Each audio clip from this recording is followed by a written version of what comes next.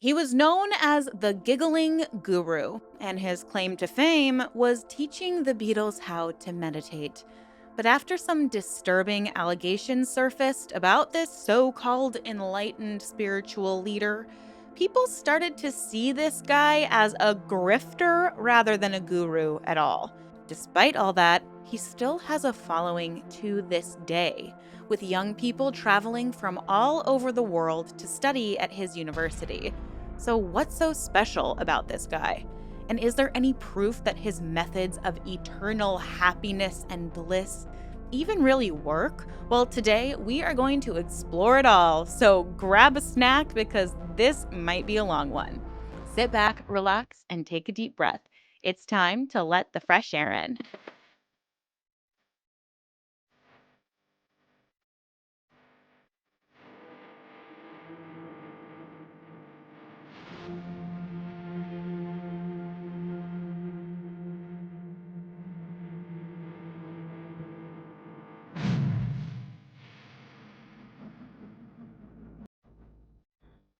Hello, everyone. Welcome back, or welcome if you're new. My name is Erin, and I am fascinated by all things cults, true crime, and unique spiritual practices. I release a deep dive or two a week on a cult. I might feature a missing person true crime case or provide an update on an ongoing trial. And I also love to do some cult leader fail call out videos that are a little more snarky and a little more fun. And on Sunday, just in a couple of days after this video is released, I'll be releasing my very first visit to a cult. Yes, I go to Fairfield, Iowa, where this cult we're talking about is based. And I basically give y'all a whole tour of the town.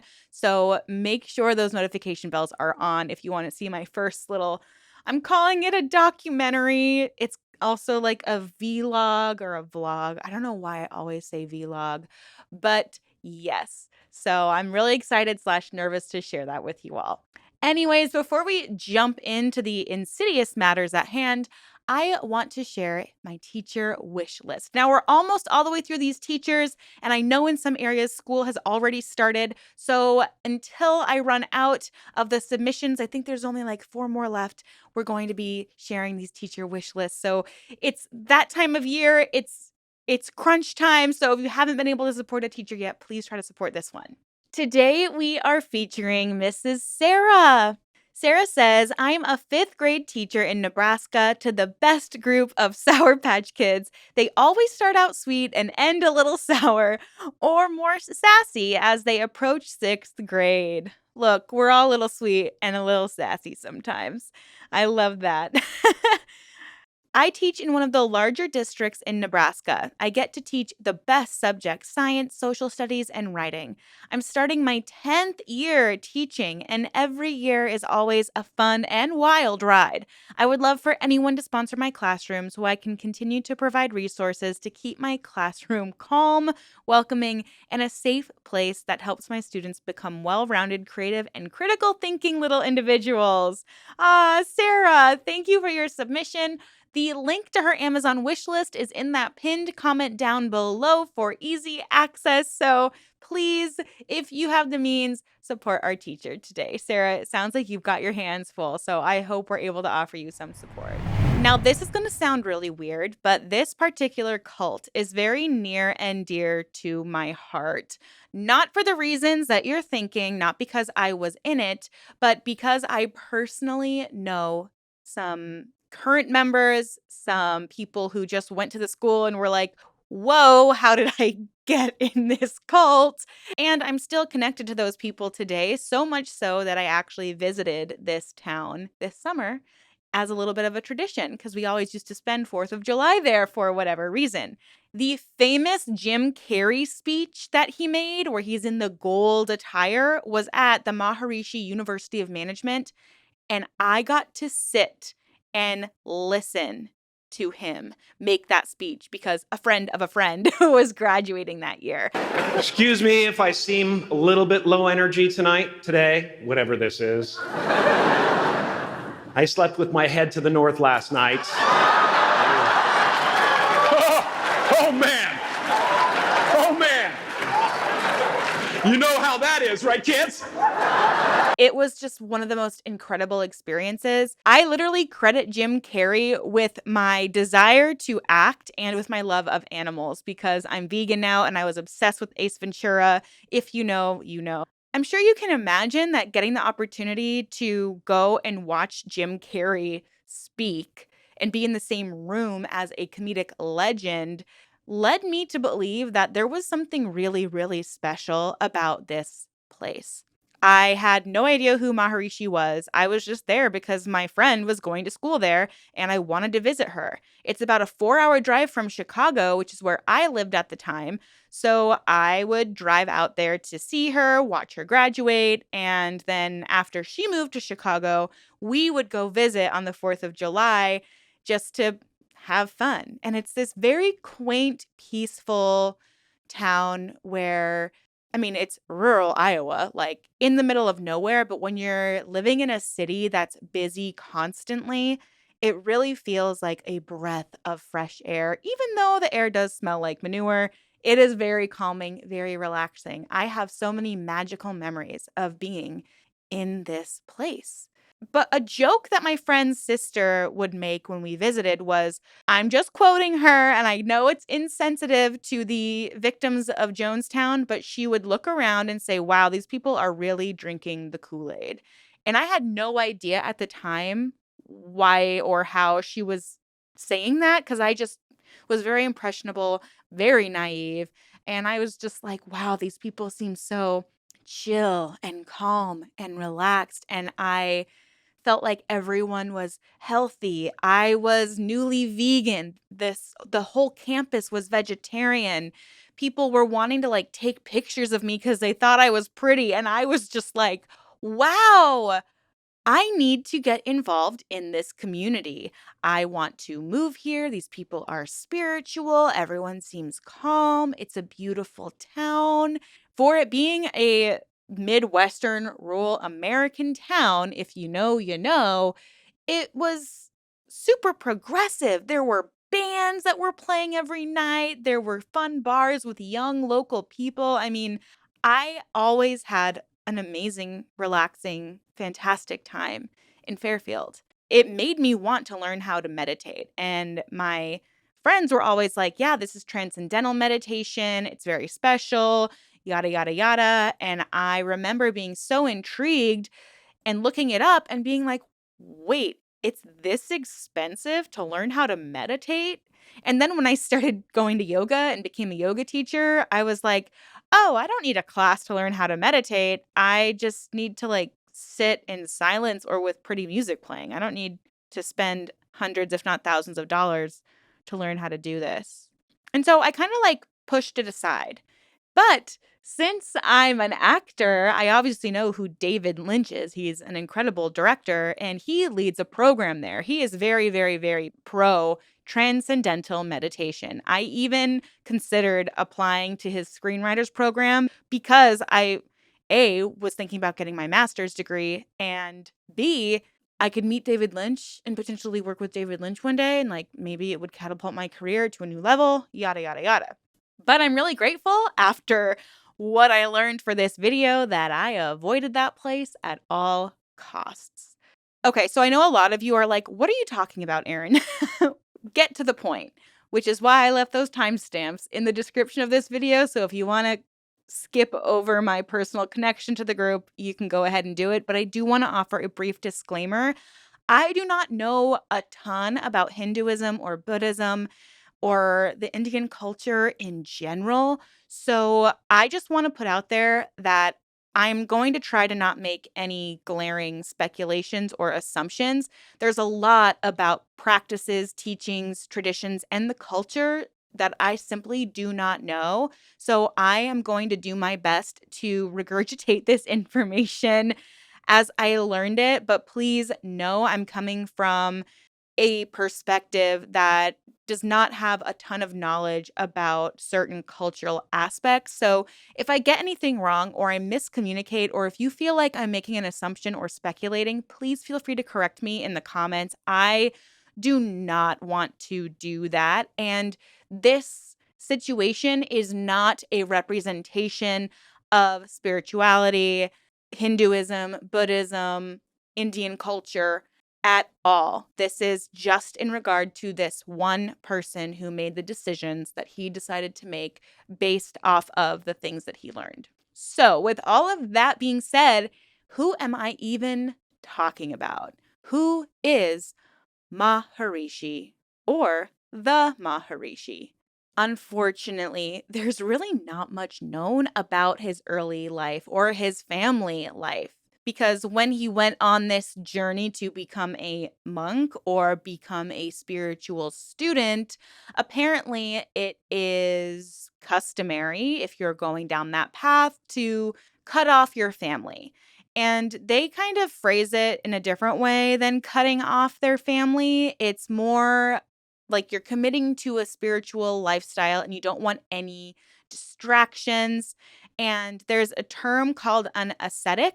These are basically people who avoid all indulgences or temptations of the flesh, and they have overall extremely strict religious practices. So apparently, this separation of self to family members is considered tradition within those spaces. Again, if anyone wants to offer any clarifying information to that point, please do so in the comments down below.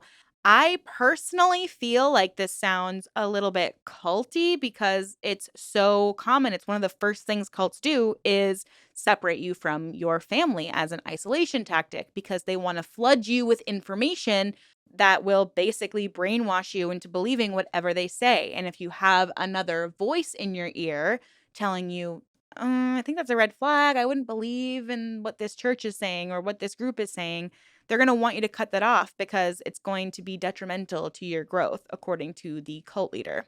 And honestly, since so many cults use this practice and separation tactic, I mean, it's a key method of control. So I can't help but wonder if this very ancient tradition within this spiritual culture, it kind of makes it easier for these more modern new age spiritual cults that do pull from Indian spirituality so much. They justify encouraging their followers to cut off family members because it's considered tradition, if that makes sense. I mean, it's been considered tradition for decades and even centuries. So I wonder if that's like a justification for how these modern cults are operating. So there are sources that say Maharishi was born anywhere between 1911 and 1918. So the exact year is unknown, but his passport says 1918. So I'm going to go ahead and go with that. And I can only imagine there's so many discrepancies because of all of the lies this man told, but obviously that is speculation. So Maharishi would go on to get a degree in physics from Allahabad University, which I'm sure made people believe that he was more credible than he actually was. Like if you can prove that a meditation or spiritual practice is backed by physics, then you're going to be able to sell that idea, you know? But then, and this was so interesting, and it's only according to some sources, but he worked at the gun carriage factory in India. And I had to look up what this was because I was like, this feels like a red flag. What's a gun carriage factory?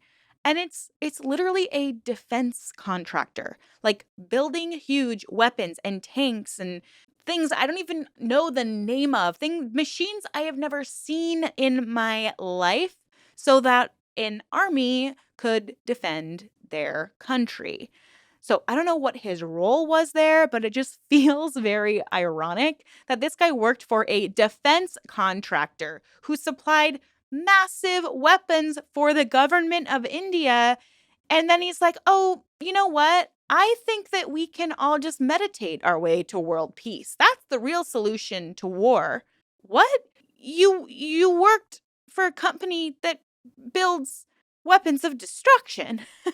But you know what? I'm going to give him the benefit of the doubt because maybe working in an industry that is literally supported by war made him want to change his career path and focus more on spirituality and peace. Because, we've all worked at a terrible job before where we were like, I am literally never doing this again. But if he really did get a degree in physics, I can only imagine what his role really was within that organization. So, in the early 1940s, he became a disciple and worked for Guru Dev, who was, as I'm sure you guessed, a spiritual leader, or as his name means, divine teacher. So, like many cults, Maharishi changes his name from Mahesh Srivastava to Bal Brahmachari Mahesh, a title which basically meant that he was officially a pupil who was on a spiritual path and that he was committed to a lifelong practice of celibacy. Spoiler alert, he was not a lifelong celibate, but more on that later. Maharishi was devoted to Gurudev for a little over a decade. He spent a lot of time being a personal assistant to the guru, being a bookkeeper, and being a student of his own spirituality and focusing on those spiritual practices, becoming one, because there is no separation from the self and your spirituality. He was fully devoted to becoming one. And he says that it took him over 2 years to fully achieve, quote, complete oneness, end quote. And in doing so, he became one of Gurudev's favorite students, allegedly. But when Gurudev died in 1953, he made it Maharishi's purpose to travel around the world teaching meditation. But instead of running off and doing that right away, Maharishi decided to isolate himself for about 2 years before he once again changed his name slash his title to Maharishi slash the Maharishi. So, what could Maharishi or the Maharishi mean? It means great seer. Yes, great seer. So, he is becoming this guru. So, after he spends these 2 years alone and kind of rebrands himself, then he starts traveling around the world promoting meditation.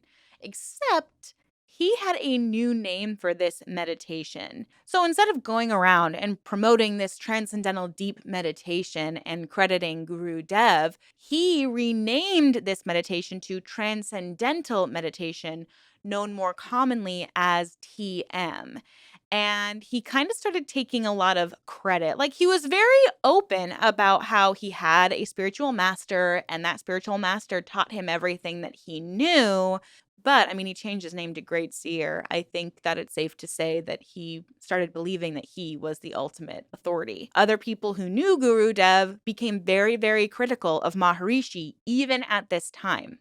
But it was at an event honoring Guru Dev's memory that Maharishi would announce that he was about to embark on a journey around the world to spread TM. And immediately, hundreds of people wanted to sign up to learn how to practice this esteemed kind of meditation. But it's also like, way to make this memorial about you, dude. Dang. But the next year, in 1959, he would embark on this world tour because he believed that TM was a tool that every single person not just could use, but needs. The principle of transcendental meditation is simple. Being is bliss in its nature, is infinite happiness. Mind is always moving in the direction of greater happiness.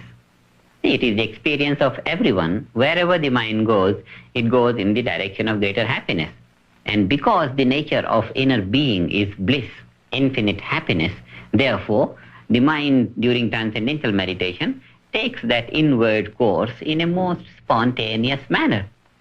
In this meditation, we do not concentrate or control the mind. We let the mind follow its natural instinct towards greater happiness, and it goes within and gains bliss consciousness in the being. So, what exactly is transcendental meditation, and how is it different than other forms of meditation? So, this is what we would call the hook into this cult or belief system. So, transcendental meditation is described as the silent and effortless form of meditation, which is really ironic to me considering that it's the only meditation I know of that requires a fee, a teacher, an assigned mantra, and then an additional offering in order to learn it.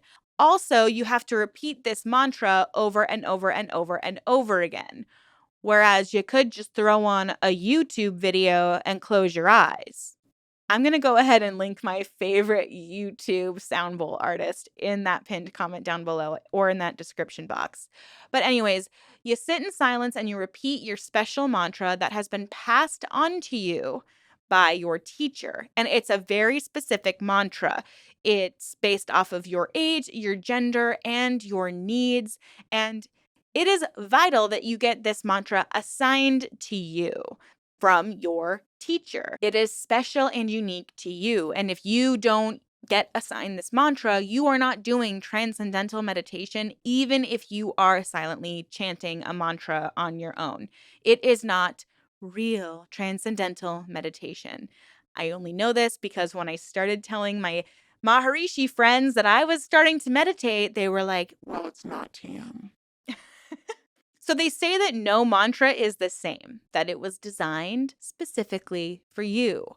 But if there are hundreds of thousands, if not millions of people meditating all over the world, and there are only a few sounds that make up these mantras, I am sure a few have been repeated. But if you do this meditation for 20 minutes in the morning and then 20 minutes at night, it was basically guaranteed, or Maharishi was guaranteeing, that your life would get better. You would be happier, more content, less stressed. It almost became this like full spectrum healing technique that not only heals you, but can potentially heal the entire planet if enough seasoned meditators were able to come together and all meditate at the same time. Maharishi would literally say that if 10,000 people could all meditate at the same time in the same space, that positive energy would be spread around the world and it would literally end all war. I mean, practitioners of TM really believe that their meditating can change the world and even promote world peace. There are literally people whose full-time job it is to meditate. And I hesitate to call it a job because they're really not making much money at all. But they sit in a dark room with their eyes closed, repeating this mantra for hours, only pausing to eat. And yes, there have been studies that show that meditation and even transcendental meditation can have positive impacts on your nervous system and your mental health. There's absolutely no doubt about that. But there isn't any evidence to prove that any kind of meditation can replace an overall healthy lifestyle like exercising and eating well. So I would assume that when people start realizing that some of their problems or concerns or stresses are still there and they don't have pure, perfect help just from meditating, it is my speculation that that's what sparked Maharishi into creating a full Ayurvedic lifestyle and routine that he promoted as the basically ultimate way of living. I am talking from which direction you enter your house from, to what color clothing you wear, to doing a purification process when you're feeling too stressed out that literally involves enemas. So if that doesn't tell you that this all seems to be a money game, I don't know what does. But we're going to get to all of Maharishi's rules and daily routines and his health recommendations here shortly. So, back to meditation, there have also been studies to show that meditation can actually be traumatic for some people. So, if you associate sitting in silence with being punished, think of that classic punishment of a parent telling their kid to go stand in a corner and be quiet. Or maybe you had neglectful parents growing up and the home was always quiet and you were always alone. Some studies have shown that if you have that kind of childhood trauma, it is possible that meditation could actually be more hurtful than helpful. And it might spike your cortisol levels and make you feel more overwhelmed rather than produce the calming effect that it might for people who haven't experienced that same kind of childhood trauma. And with TM specifically, since it uses mantras, which basically self induce a trance like state, scholars have said that if someone were doing TM too much, it could actually have adverse effects on the person, where the person would not be able to differentiate what's real and what's just like in their mind's eye, because they'd be so consistently in a trance like state. It's like their emotions are shut off, their instincts are shut off, obviously, their critical thinking is shut off. And people who do TM often associate that lack of emotion with pure bliss or being in flow or pure joy and happiness, when really you're just disassociating from reality itself. You're disassociating from yourself.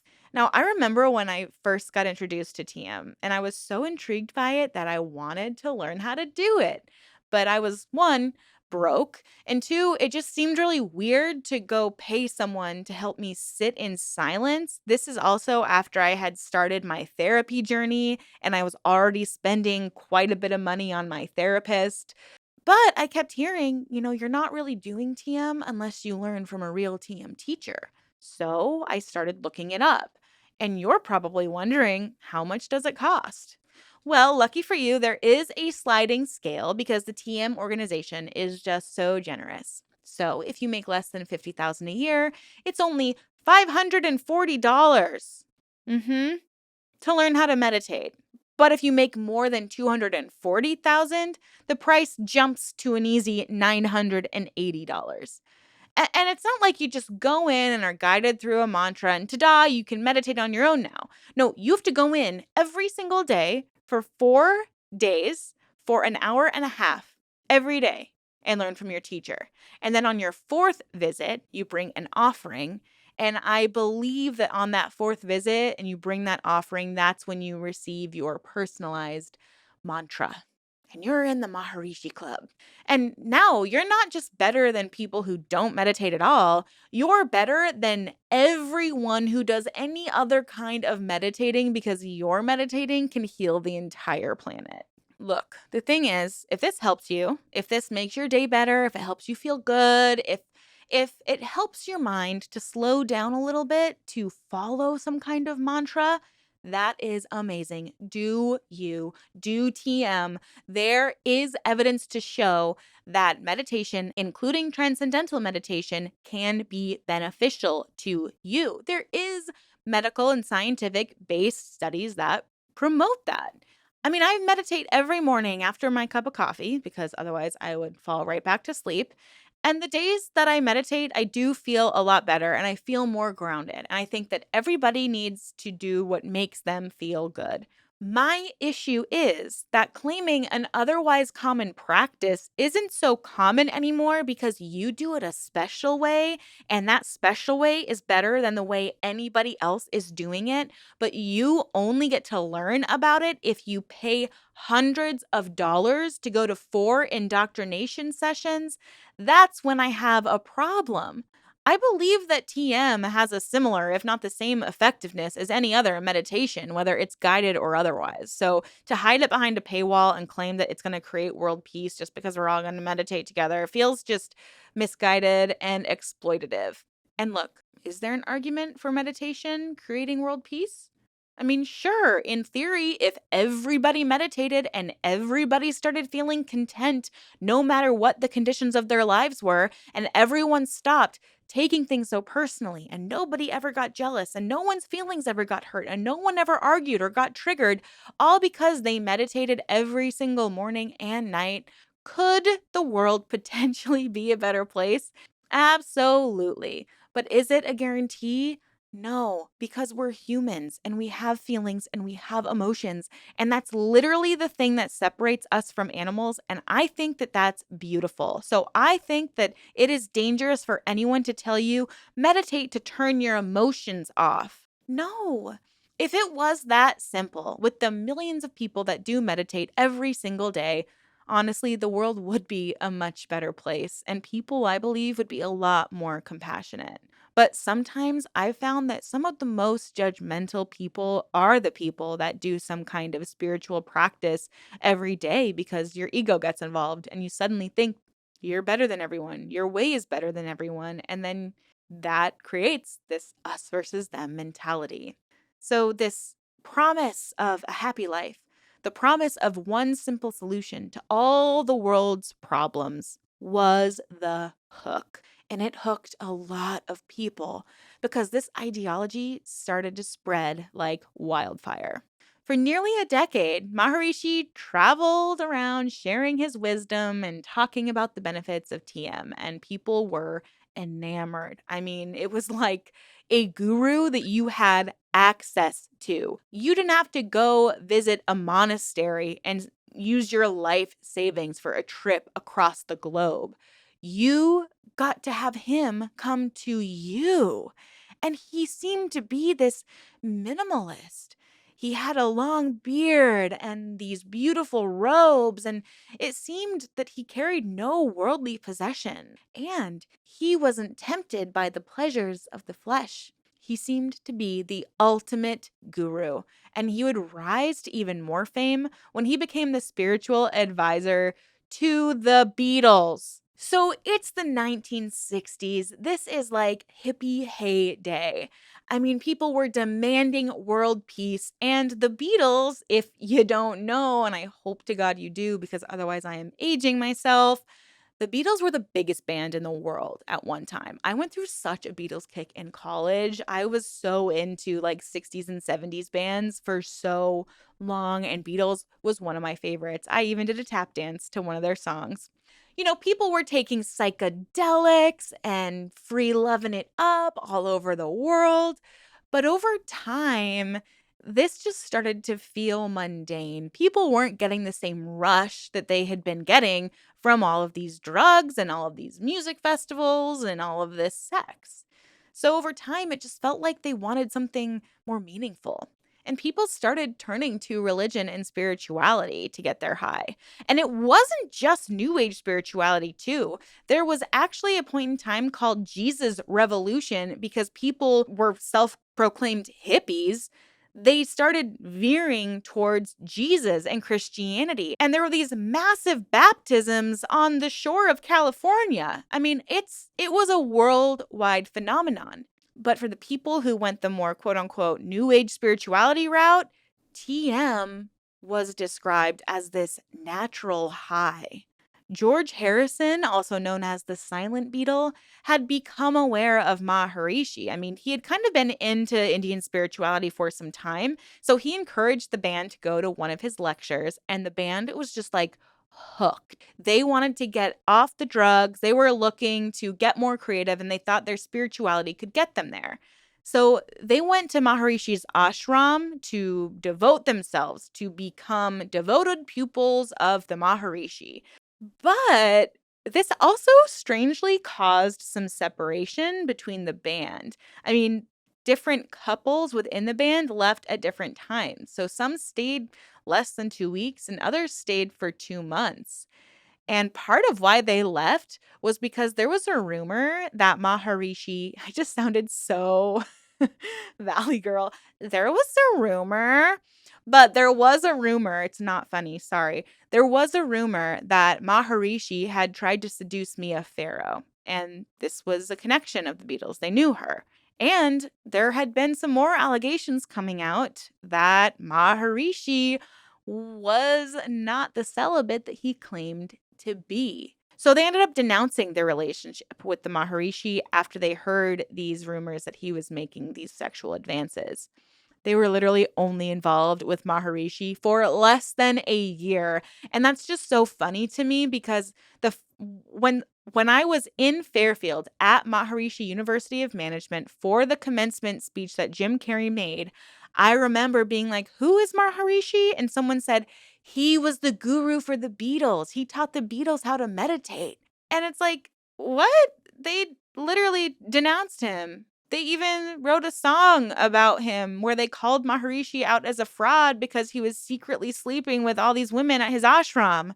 But, however, it seems that a lot of the people who denounced him at this time would later sing his praises once again when he passed away. And there were even members of the Beatles band who tried to nurture their relationship with Maharishi once again. And it's probably because TM did help them. The Beatles, the band, all agreed that TM helped stabilize them. It helped them get off of those hallucinogens, and it allowed them to be creative in a new way. And they ended up writing a ton of new songs after their involvement with Maharishi. But the thing about these cults and these spiritual groups is there is always a good thing at first. That's why it's called the hook. And it's important when we talk about cults that we're able to recognize that these weren't people who were duped into moving to a commune. They were people who believed in a good thing and they got taken advantage of. So, this is really around the time that other gurus and monks who had also been pupils or even worked with Guru Dev started being more critical of Maharishi, and they claimed that he was never a teacher and he wasn't truly a student of spirituality ever. According to people who knew Maharishi when he was working for Guru Dev, said that he was just a bookkeeper. He had no right to be claiming that he had any spiritual insight. He was literally considered a fraud within the Hindu community, especially because he seemingly refused to credit Guru Dev with this meditation. Instead, he says he was kind of guided by Guru Dev to promote this meditation. But he still claimed it was Maharishi's TM. I mean, it's not Guru Dev's University of Management, it's Maharishi's University of Management. Everywhere you look for TM, Maharishi's name is attached to it. And not only that, he refused to tie this meditation to any religion because he knew that if he marketed it as a non-religious spiritual practice, it was going to be way more accessible to everyone. I mean, people from all religions would be more open to practicing it and hence paying for the courses to learn the practice. It wasn't going to threaten any other religion or belief practice. In fact, Maharishi started saying that transcendental meditation was the only way to do everything exactly perfect all of the time because you are so clear-headed. So he's not only exploiting other gurus' meditation practices and then rebranding them under his own name, he also rewrote and retranslated sacred texts like the Bhagavad Gita and reinvented traditional Ayurvedic health practices into his own version of them. And then he created an entire lifestyle that he sells as Maharishi's Vedic science. Yeah, because if it says science after it, then you know it's legit. So yeah, there's Ayurvedic health, but then there's the Maharishi's Ayurvedic health. So now he's not just selling TM because people were starting to realize, like I said previously, okay, I'm doing TM, but it's not as life-changing as you promised it would be. And he's like, well, now you can take these supplements, and now I can teach you this lifestyle, and now I can teach you this daily routine, and now I can teach you these yoga sutras, and now you can come to my university where you get to create your own major, and you're still going to get a BA, and then you're going to go off and try to get some kind of job, and they're going to be like, what's a bachelor's in thinking at night? And you're going to have to explain, oh, I made up my own degree at Maharishi University of Management. I'm telling you, any person interviewing you for that job is going to be like, I'm sorry, what? So he's making thousands of dollars per person who learns TM.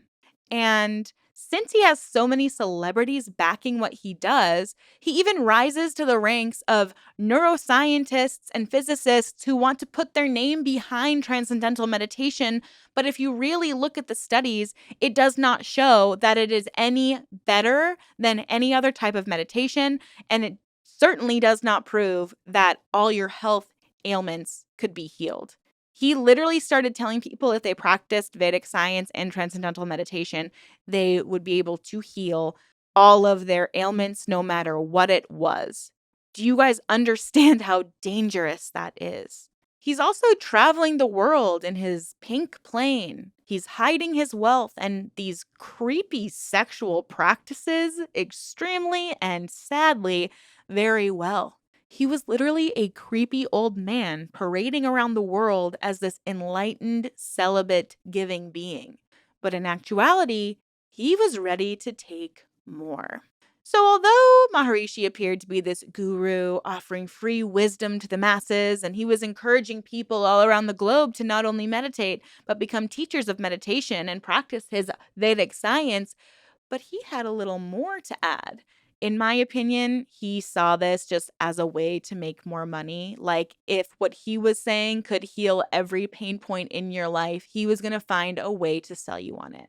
So, this is when the advanced practice of transcendental meditation came in, called the Siddhis. Now, this advanced teaching costs over $10,000, and it involved Maharishi promising that you would gain the ability to not just become invisible and live forever, but even learn to fly. Oh, sorry, not fly, levitate. Okay, so, sorry, it's not levitating, it's more like hopping. And since, people can't just defy gravity, he ended up changing the name of this practice to yogic flying to make it make more sense, if that's even possible. And look, as much fun as it is to poke fun at this practice and belief and imagine people hopping around a room with their eyes closed and calling it flying, really dark and really sad things happened to people thanks to Maharishi's claims. He told them that he was the ultimate seer, that he knew how to heal the world. He knew how to heal people. He promised that people would get these extrasensory abilities, and people believed that because there were good things. They started seeing positive results from meditating. They did start getting happier. They started following some of his health practices. They started eating healthier. They started taking better care of themselves. So they wanted to start testing out these other theories that they are so enlightened that they could do something like defy gravity. And tragically, there have been reports about people jumping off roofs and cliffs because they believe that they'd be able to fly, because the Maharishi told them that they would be able to. And there are multiple stories like this. And what's so scary about this is these scandals and this many devoted followers is all before the actual commune or community was even created. Thousands of TM centers had opened all over the world. These are the places you would go if you want to learn how to practice TM or learn how to teach TM. So think Nexium, but there wasn't like a single headquarters for the practice until the 90s, when a seemingly random university went on sale for only $1 million. And I say only because Maharishi at this point is worth, I think, at least like $2 billion. He saw this as a great opportunity to spread his message, a way to recruit young people, and of course, gain more money. I mean, by this point, the movement, as he so called it, was stalling a little bit. He had tried to create this political party, but that failed. He claimed to be celibate, but there were a ton of allegations of sexual misconduct towards his female staff members coming out, and young women at that. So he asked remaining followers to move to Fairfield. He tells people, I'm building a university. It'll be a place where people can come together to meditate. It'll be a place where we can all learn together, where we will uphold all of Maharishi's peaceful words. So come, move here, open up businesses, create a community here. And they did just that. I actually personally know a follower who moved to Fairfield after Maharishi asked his followers to move there. And this person is still devoted to Maharishi and the teachings. And like I said at the beginning of this video, Fairfield, Iowa is a rural community. So there is such an interesting juxtaposition between what's known as townies within that space and ruse, people who are a part of the movement. So it's like, on one hand, you have a bunch of farmers there, and on the other hand, there's a bunch of hippies walking around in trances. It is a very interesting place, but it's also a beautiful place because if you're going to live in any like rural community, honestly, that's the one. There's a great music scene, there's progressive people, they have these really fun stores that are everything in the store is made from some kind of recyclable material. There's a sustainability program at the university. There are whole eco communities where the entire neighborhood is off the grid. I mean, they use solar energy, wind energy, they get their water from wells. Like, it is incredible. They grow their own food. Certain aspects of it are so interesting because you do feel like you are one with Earth a little bit, which was a predominant aspect of his teaching, was living more in tune with nature. And I have to admit, when you go there, there is a certain grounding, calming energy. And it can be very, very seductive if you're someone who's very high strung and prone to stress, like me, especially if you have a touch, a little smidge of naivete, which I definitely had when I first went to Fairfield and still have a little bit if I'm being perfectly honest. And when I would speak to my friends about either growing up there or going to university there, they made it sound like incredible. I mean, what college student parties in their friend's house with Russell Brand? Because the likes of Russell Brand and Katy Perry would visit this town and then they would party with the students, which, might be considered inappropriate too, but it is a community that is vastly diverse, especially for that area of America. And honestly, if you take the cult aspect away from it, it is a beautiful place to live. It would be a lovely place to live. There is a vibrant young energy nestled in this tiny community that's literally just surrounded by fields. But that doesn't mean that it's okay for an entire organization to prey upon people who want that sense of calm and safety. The university itself is its main recruitment vessel because oftentimes some students, especially if you're more focused on the environment, like my friend wanted a sustainable living degree. She went to this university because they had the degree for her. She didn't know it was connected to a cult.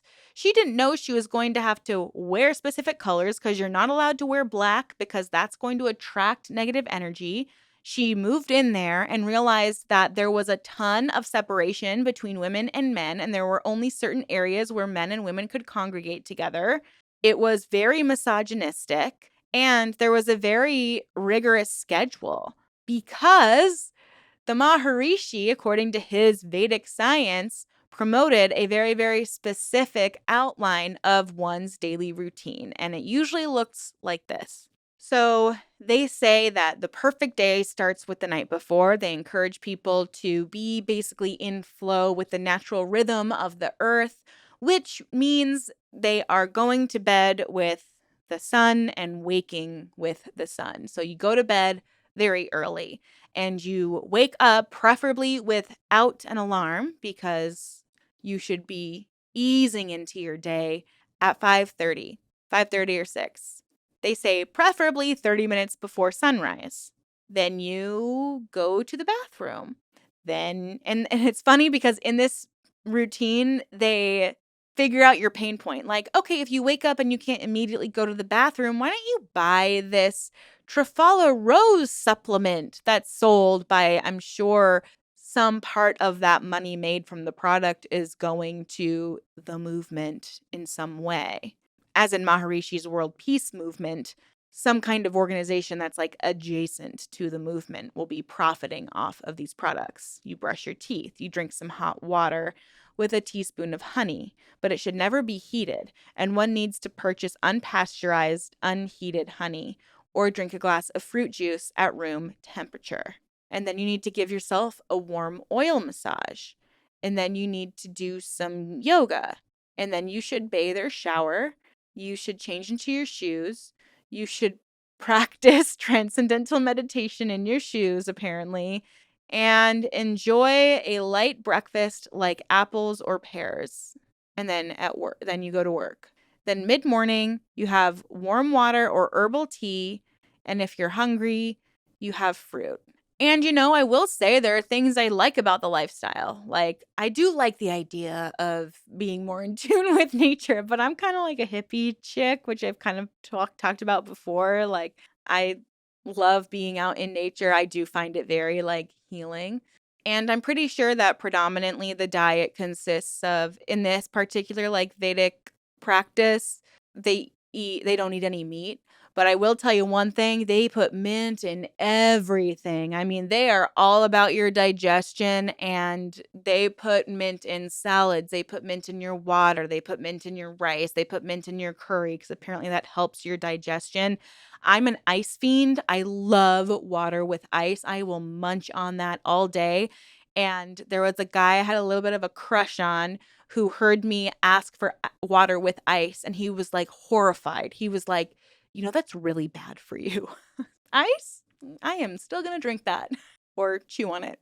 But they also, what was interesting, would have you be assigned to a body type, which helped dictate what you were supposed to eat.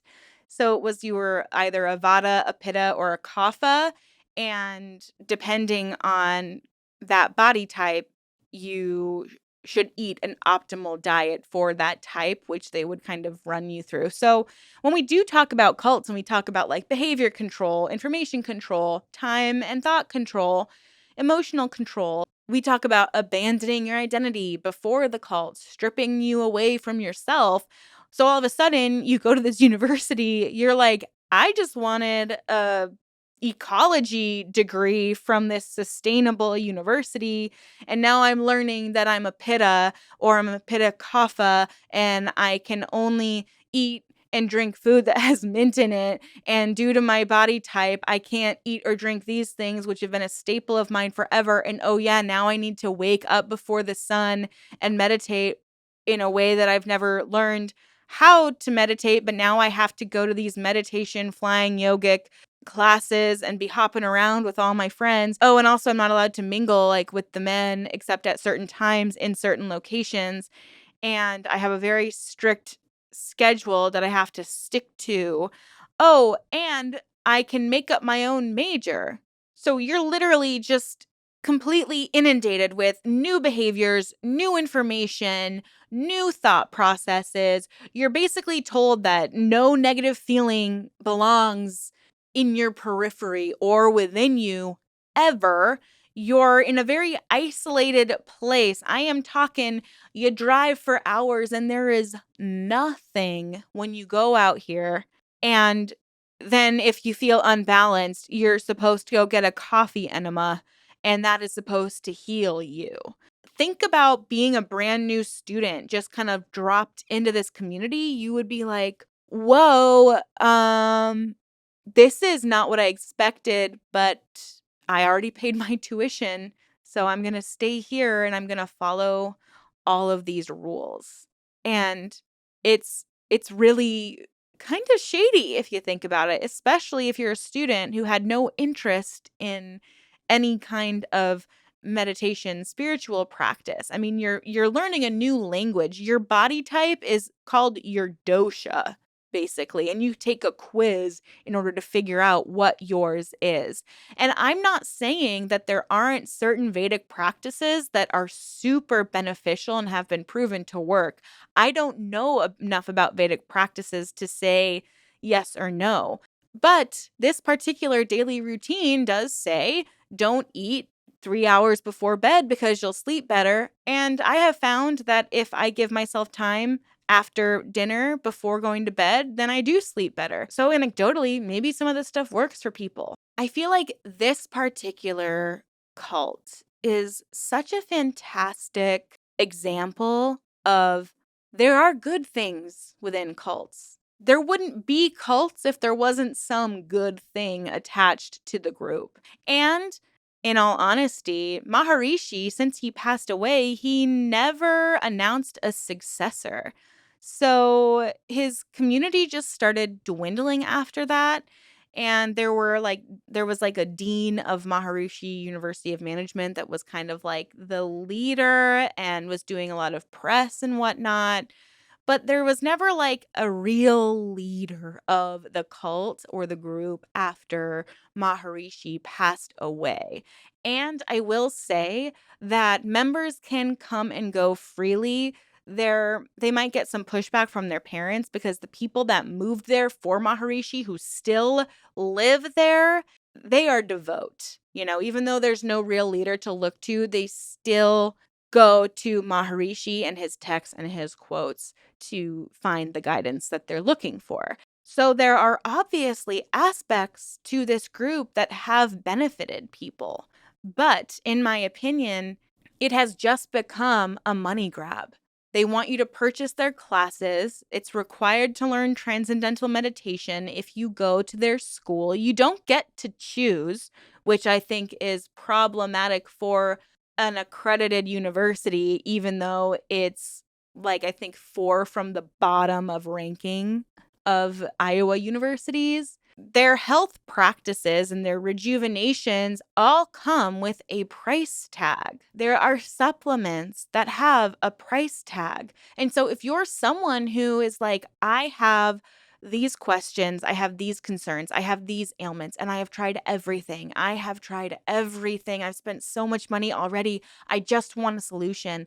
And you have a person or an organization telling you, well, I can solve your problem. All you have to do is wake up before sunrise, drink a hot cup of water and meditate, and then throw mint into everything and learn what your dosha is, and then go get a coffee enema every weekend and make sure you're massaging your lymph nodes every single day with this very, very special oil that you can only purchase through the organization or the university. And you start seeing results. If you're doing that stuff, you're going to, whether it's conscious or subconscious, connect that healing, that solution to Maharishi or this organization.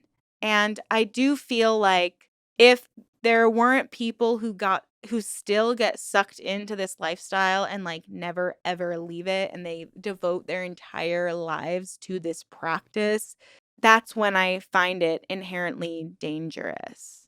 So what are my thoughts? I've been sharing a lot of them already, but to conclude with my thoughts and opinions, I think that it is much like an iceberg where the tip seems really pretty and there's something positive, but if you get deeper and deeper and deeper, it gets more and more and more insidious. And until there's no more profiting associated with these practices, which some might be very beneficial to some people, then I will not be able to agree with what Maharishi International or MUM or however it's going to rebrand itself is. And as much as I do believe in meditation and healthy eating and getting enough rest and doing yoga and all of the things that Vedic science promotes, if there's this insidious for-profit business model behind it, I can't be supportive of it.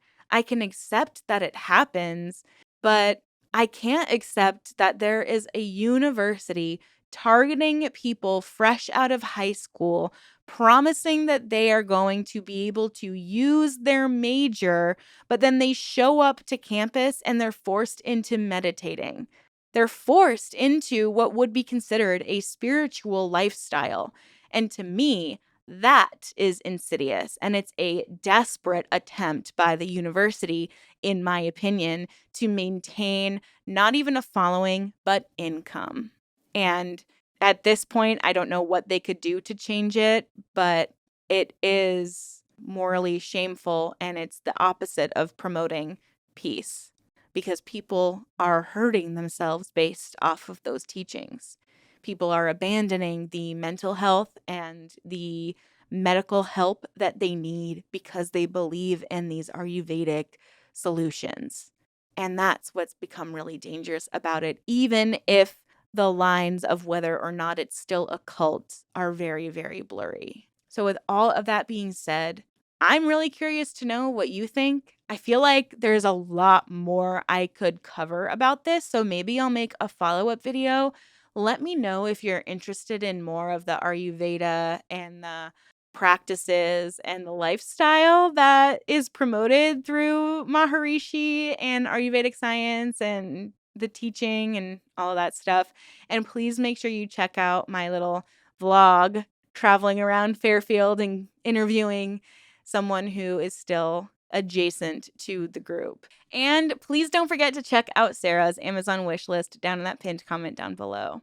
Thank you all so much. Remember to stay safe out there, ask questions, and always stay skeptical. Until next time, bye.